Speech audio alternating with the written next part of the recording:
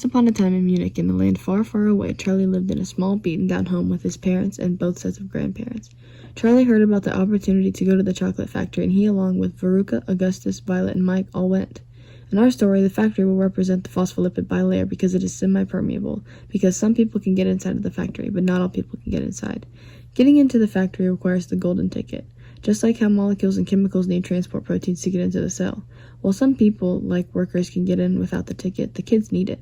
This is like how CO2 and O2 can get in and out of the cell on their own, but molecules like water need the golden ticket or transport protein such as aquaporin to get in. Willy Wonka and the Oompa Loompas represent small non-polar particles because it is easy for them to get into and out of the factory, or the phospholipid bilayer. They do not need a golden ticket, or transport protein, in order to get in because they are small enough of particles. The kids and their grandparents or parents represent polar particles because they need the golden ticket, which represents the transport protein, in order to get inside of the factory. Lastly, the normal public represents charged particles like hydrogen, sodium, and calcium because it is very hard and extraneous, if not impossible, for them to get through the phospholipid bilayer or the factory. The factory, or phospholipid bilayer, has another important characteristic. A significant one is a tall chimney so that the factory can be seen from far away. This is essentially the glycolipid on the outer membrane that is made up of sugar and unsaturated fats that signals to other people or cells that it is a good factory. After Charlie got the ticket, a very strange thing happened. He was going to the factory, and suddenly everyone wanted to be his friend and come along. His transport protein, the golden ticket, was also responsible for this cell-to-cell recognition. Nearby cells, or people, were attracted to the transport protein and attached onto this cell for a number of reasons. In this case, these other people, or cells, wanted to go into the factory as well to see all the chocolate and meet the Oompa Loompas. Once all the kids were in the factory, a number of things happened that caused some of them to leave. First off was Veruca salt. Veruca salt represents how pH plays a role in how chemicals move in and out of a cell, because her bad attitude represents an inadequate pH for the cell. And because her pH is inadequate, she cannot stay inside of the cell, or in this case, the chocolate factory. And when she gets on the good egg or bad egg scale, the scale recognizes her as a bad egg and she is sent down a chute out of the factory. Second was Mike TV. Mike TV represents how concentration can impact the movement of chemicals in and out of the cell as well. When he uses the particleizer, he is transforming himself from one large particle, his body, into millions of smaller particles in order to get inside of the TV.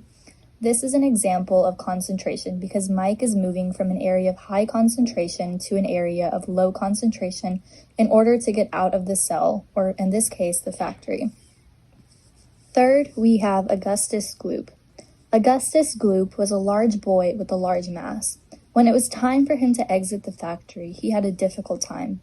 This is because heavier molecules move more slowly, therefore they diffuse more slowly. If Augustus had less mass, he would have had an easier time getting out, and it would have been much quicker. Another important factor to consider is the temperature of Munich. Willy Wonka's factory is very, very special, and the outside is made up of bricks and edible chocolate. When it gets really hot in Munich, the bonds holding these together get weak.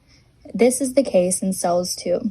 With a higher temperature, bonds like hydrogen bonds can be broken, making it much easier for the molecules to get through. And when the chocolate bonds melted, the factory became very fluid, and Willy Wonka had to add in cholesterol candy to stop movement and prevent random kids from coming into the factory and ruining it. This is similar to when cholesterol is added into a membrane to decrease membrane fluidity and stop motion of the phospholipid bilayer. Along with temperature, surface area, and volume also have an important role in cell transport.